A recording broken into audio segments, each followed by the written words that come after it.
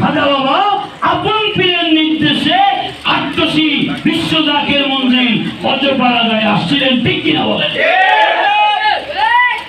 তিনি পিরালি করতে, যদি তিনি পিরালি করতে আসেন, প্লিজ আপনাদের মনোযোগ আকর্ষণ করছি, যদি তিনি পিরালি করতে আসতেন তাহলে তিনি ঘোড়ায় করে, হাতিতে করে, ল্যান্ড ক্রুজারে করে, পাজেরোতে করে মুমিদের বাড়িতে আসতেন, এলাকায় মাহফিল করতেন, জলসা করতেন, তিনার নামে রুমাল দিয়ে কালেকশন হতো, টেবিল দেওয়া হতো, রিসিপ্ট দিয়া চাঁদা আদায় করা হইতো, ঘাটতি বইরা তিনি নিয়ে যাইতো, মুরিদ খাওয়াইয়া তৃপ্তি পাইতো, তিনিও খাইয়া পেট পূজা করতেন।